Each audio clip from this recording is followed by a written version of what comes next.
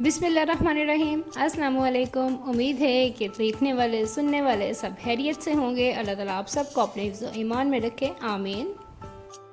तो जनाब एक दफ़ा फिर से मैं हाज़िर हूँ बहुत ही मज़े के स्नैक्स की रेसिपी के साथ। तो बिना टाइम ज़ाया किए चलते हैं हम अपनी रेसिपी की तरफ। तो सबसे पहले हमें चाहिए 2 अदद ब्रेड स्लाइसेस और इन्हें मैं अच्छे से भिगो लूँगी।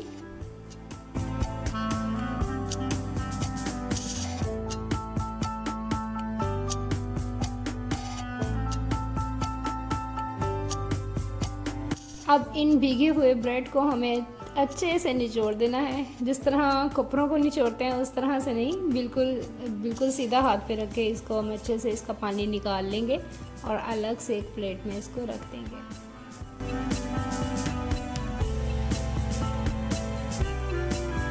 तो जब तक ये ब्रेड रेस्ट कर रही है तब तक एक अलग बाउल में मैंने लिए हैं आधा किलो उबले हुए आलू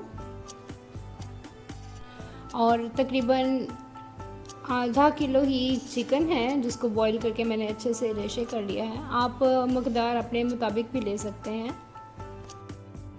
अच्छा, यहाँ मैंने ऐड किया है इसमें अदरक का पेस्ट 1 टेबलस्पून, हरी मिर्च बारीक कटी हुई और इसके अलावा मैं इसमें डालूँगी हरा धनिया। अब इसमें हम डालेंगे नमक अपने टेस्ट के मुताबिक, सुरख मिर्च भी अपने टेस्ट के मुताबिक।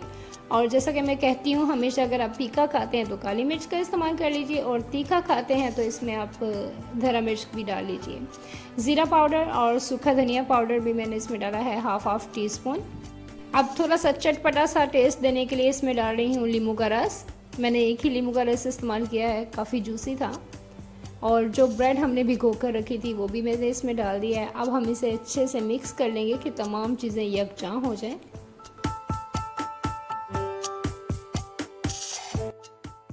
अच्छा जी, हमारा मटीरियल रेडी हो चुका है बहुत अच्छे से और इसकी नमक मिर्च भी मैंने चेक कर ली है। अब अपने हाथों को अच्छे से ऑयल कर लीजिए और इसके आप रोल्स बना लीजिए।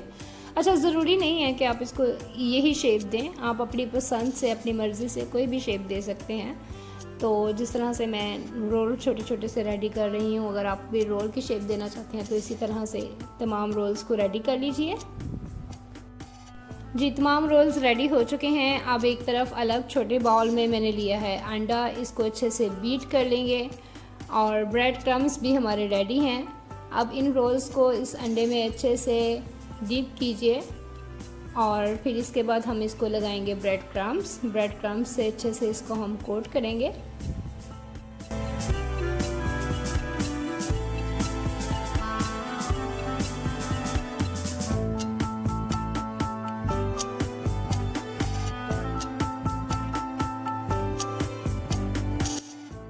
जैसा कि एक रोल हमारा रेडी है फ्राई होने के लिए, इसी तरह से आप तमाम रोल्स को रेडी कर लीजिए। और अगर आप इन्हें फ्रीज़ करना चाहते हैं फॉर 1 वीक तो इनको एयर टाइट जार में फ्रीज़ कर सकते हैं आप।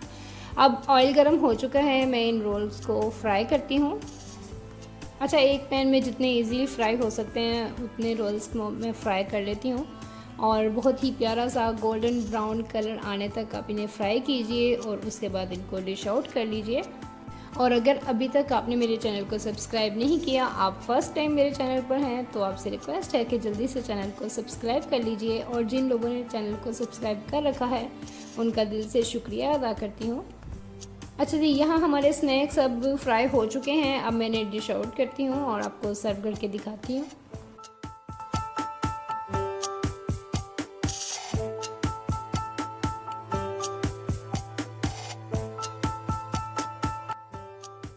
आपको मेरे चटपटे स्नैक्स की रेसिपी कैसी लगी? अपना फ़ीडबैक मुझे कमेंट बॉक्स में ज़रूर दिया कीजिए। और अब दीजिए मुझे इजाज़त। दुआओं में याद रखिएगा, अपना ख्याल रखिएगा। अल्लाह हाफ़िज़।